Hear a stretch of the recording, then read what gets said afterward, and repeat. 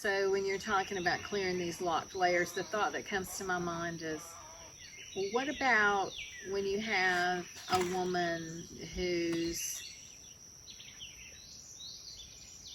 in her 60s or 70s who experienced incest as a child and has never unlocked those layers? Yes. Is that going to be, it just seems like there's got to be degrees. Like, it seems like there's got to be some layers that would be easier to unlock than others. Oh, Is absolutely. that reasonable? Oh, absolutely. Yeah. You know, it's a lifelong process. It's a lifelong process. And if you're in your 60s and 70s and you experienced incest or sexual abuse and you haven't worked through it at the level of the body, then you would start with working with a somatic therapist, hopefully, who can help you unlock it in your body. And that would be the first thing to have happen.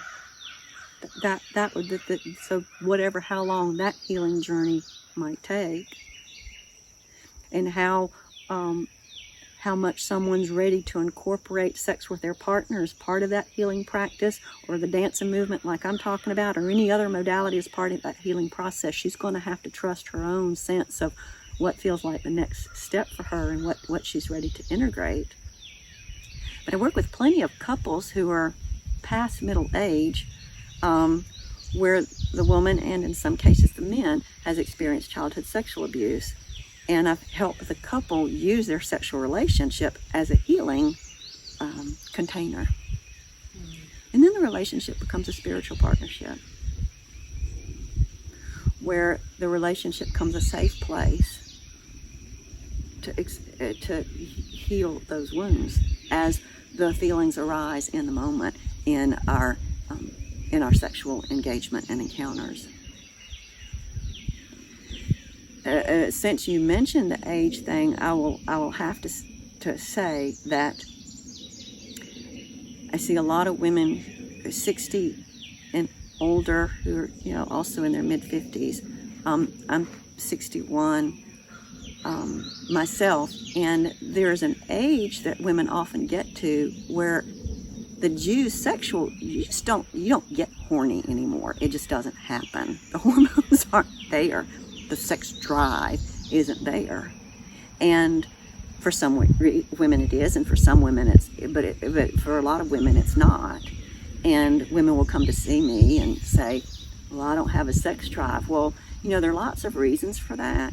It could be that where your drive came from before menopause is different from where it's going to have to come from after menopause. First of all, you may not be making the hormones. That's a physiological thing. And it may be that for most of your young life, you were tolerating a certain kind of sexual experience with your husband because you felt like you had to, or for whatever reason, didn't know there was a different way. So the gift of post-menopause sex for most women, in my own experience, is the plumbing doesn't work like it used to. So we're going to have to do something different. So something else is being called for. I don't get horny, but what happens is that I start to engage this part of my body in a regular dance practice, things start moving. And this libido energy, this life force energy starts moving in me. And that doesn't mean I have to have sex. It doesn't have to be satisfied with sex, although that's a perfectly fine way for that to happen when it can happen. But it can be satisfied by just me going through my day and letting the energy move in my body. I mean, I notice that I'm happier. I'm more present.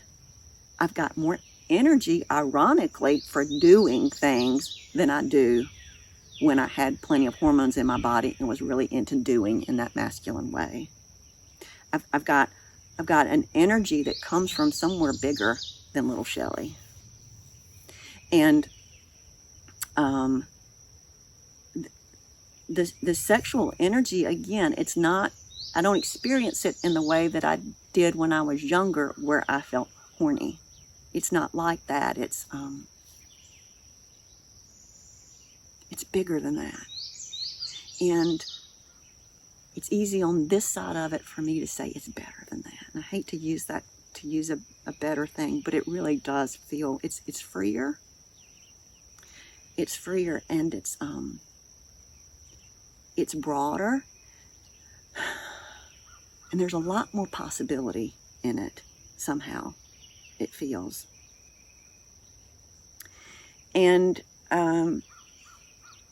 in that way, sex after 60 can be better, especially if you've got a partner who'll work with you on it. What about people who don't have a partner who will work with them on it? Because I think there might be a few of those out there. Yeah, and what's beautiful about this? This is about, this is about women's empowerment.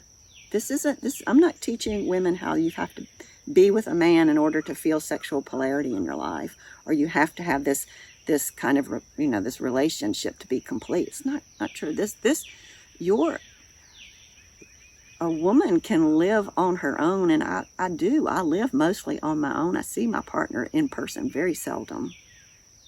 But the kind of pleasure that I'm talking about isn't limited to that. It's a pleasure of experience that I have by opening my own body to what's here right now and letting the goodness flow through me.